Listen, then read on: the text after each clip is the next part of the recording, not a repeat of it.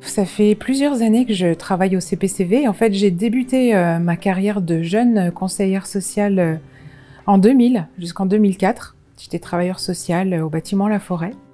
J'ai fait la connaissance du CPCV à Lyon en 1972, où je suis allée faire un reportage. J'étais à l'époque journaliste. J'ai été orienté par la branche lycéenne de la Fédération des étudiants chrétiens vers la mission populaire et la Maison Verte en particulier pour aller y faire du soutien scolaire. J'ai appris peu de temps après que Jean Jousselin y était depuis peu, puisqu'il y était arrivé vers fin 42. Jean Jousselin, on a sympathisé, on a vu que on était sur des longueurs d'onde à peu près identiques. Il voyait le travail que je faisais à Cologne, mais il avait quelques idées certainement sur le CPCV qui commençaient à être en difficulté. Et c'est là où il m'a dit, écoute, un jour, on était en train de déjeuner, et il me dit, bon, je vais te le dire franco, il faut que tu viennes au CPCV.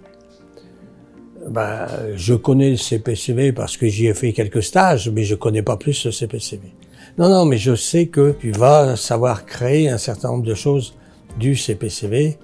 Et puis, ben, 3 mois après, je prenais la décision de rentrer. Je crois que j'ai fait des camps de formation. C'est ça, c'était éphémère. Un passage éphémère. Je dis souvent, quand je présente le CPCV, c'est une association qui date de la guerre, après la guerre, et on n'a jamais essayé de constituer une association, on a essayé de faire un certain nombre de choses, c'est-à-dire de répondre aux besoins de gens qui étaient en difficulté. Jean Jousselin a répondu à un certain nombre de personnes qui étaient en difficulté. Pendant la guerre, le scoutisme était interdit. Donc, il avait repris son travail de pasteur et il avait été embauché par la mission populaire, la Maison Verte, rue Marcadet, dans le 18e arrondissement. Et puis, petit à petit, j'ai découvert un bon nombre des enfants qui venaient étaient des enfants juifs. C'était l'époque des rafles. 42, c'était la rafle du Veldiv. Et la chasse aux juifs était ouverte. Les églises, à ce moment-là, étaient en difficulté pour encadrer leur jeunesse. Il n'y avait plus de scoutisme, alors on bricolait à droite et à gauche avec les chefs du scoutisme, ce qui fait qu'on a pris la pédagogie scout, éclaireur unioniste France, pour animer des groupes qui n'avaient plus de nom. Parce qu'il fallait, avec l'occupation, il ne fallait pas d'idéologie.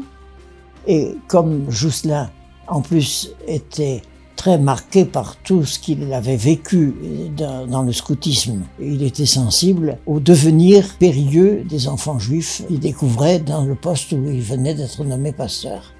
Donc c'est à partir de là que c'était absolument évident et spontané qu'il fallait les accueillir et, plus que les accueillir, les mettre à l'abri.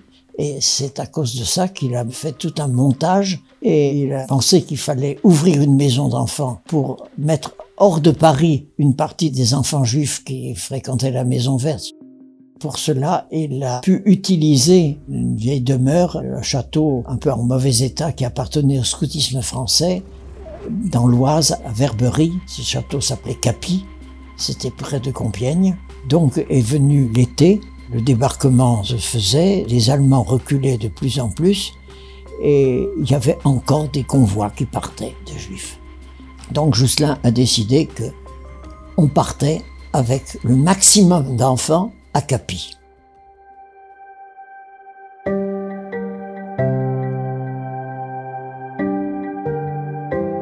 Le CPCV s'est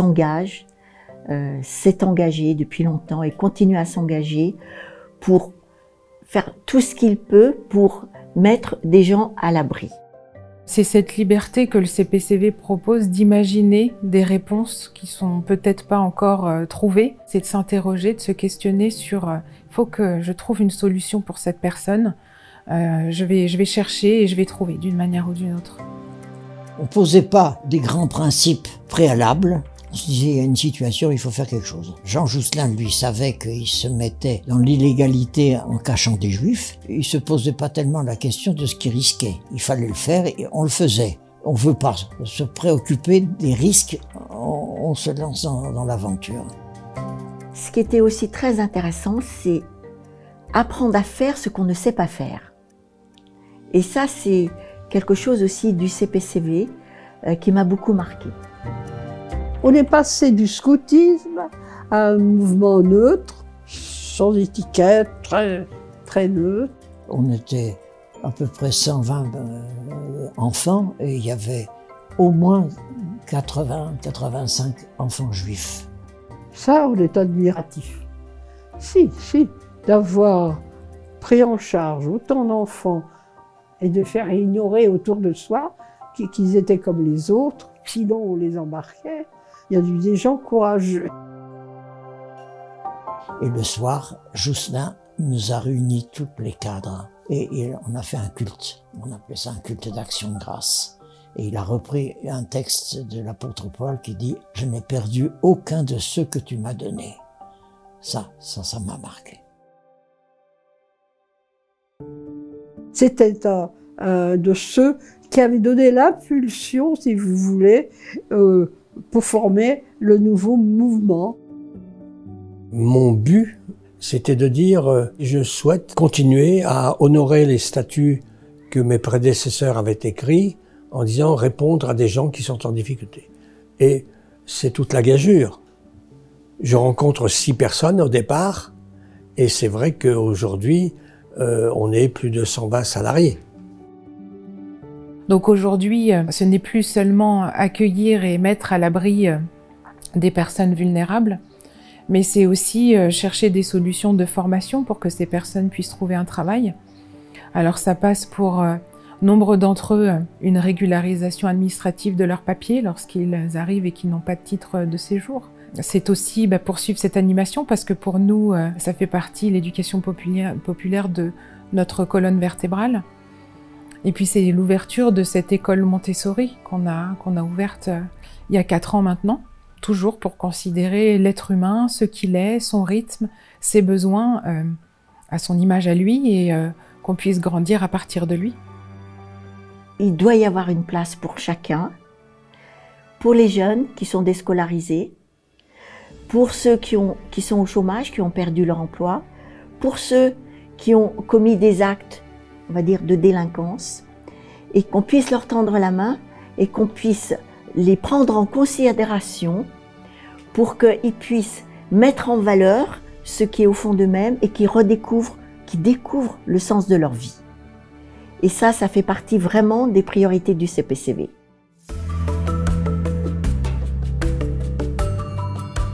Le CPCV vit dans un monde qui est post-chrétien. On comprend très bien que le CPCV se soit laïcisé en grande partie. Cette laïcisation, pendant un temps, on a fait dire bon, le CPCV, il devient comme les autres. Mais je vois que sous l'impulsion de Reinhard, il y a une dimension spirituelle d'engagement qui est indéniable. Et toute l'ouverture qu'il a fait avec la création de toutes sortes de services complètement nouveaux et qui n'ont pas forcément de rapport avec les colonies de vacances et les enfants, c'est lié à ce qui se vit dans notre société actuelle avec un regard particulier vers ceux qui sont en difficulté. C'est une évolution perpétuelle parce que la société, elle change. Et donc nous, on doit s'adapter aux besoins qui changent aussi. C'est pas par hasard que dans le Val d'Oise, nous avions un centre d'hébergement style hôtellerie et que l'administration vient de nous chercher en disant on a besoin de 25 places parce qu'il y a 25 personnes à la rue. C'était pas organisé. On nous demandait de. C'est pas par hasard qu'on a inauguré au CPCV, même si peu de monde savent, le RMI, à l'époque, bon, c'était une aide aux personnes en difficulté. C'est pas par hasard non plus que, eh bien, nous avons reçu des enfants sahraouis pour passer des vacances. Nous avons aussi reçu un certain nombre de personnes âgées, mais pas n'importe lesquelles. C'était des Allemands qui venaient redécouvrir Paris et qui venaient dans notre centre.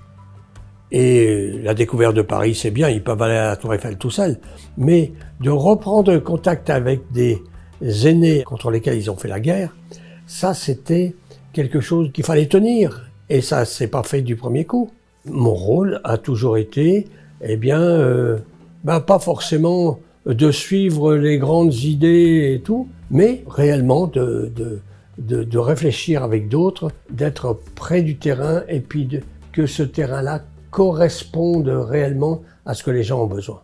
On s'adapte à cette évolution sociale et on met en place les actions adaptées à cette évolution sociale.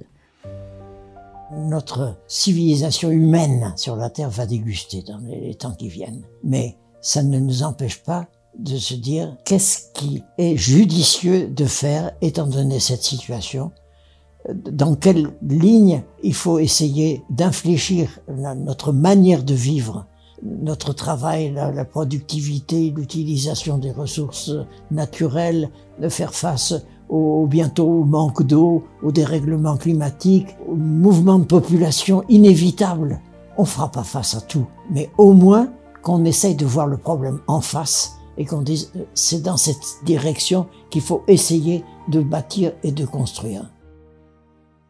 Le premier bâtiment qui a été construit à Saint-Prix, parce que Saint-Prix c'est quand même le début de ce qui s'est passé au CPCV Île-de-France, le bâtiment qu'on appelait La Forêt, a accueilli plusieurs milliers de personnes. Et puis il a vécu et il a fait son temps et on a estimé qu'il était temps de passer à une autre manière d'accueillir parce que voilà, les chambres, le site était fatigué. Et donc on a souhaité entreprendre un projet de démolition, reconstruction et pour accueillir un petit peu plus de monde et d'une autre manière. Certes, on va reconstruire ce bâtiment La Forêt, mais on va proposer une pension de famille, des logements sociaux, une crèche, et puis un CHU qui va pouvoir accueillir les publics qui ont besoin d'avoir un confort quand on est à la rue et qu'on a besoin de retrouver une dignité, un toit. Et il est d'autant plus important qu'on est aujourd'hui arrivé dans une situation grave pour notre climat. Et on a pensé cette construction dans le respect de la faune et de la flore qui s'y trouvaient déjà. Et on réfléchit très fort à ce qu'on puisse préserver à la fois les ressources en eau qui seront sur place, les ressources énergétiques. Donc on l'a pensé à l'image des besoins aussi de la planète aujourd'hui.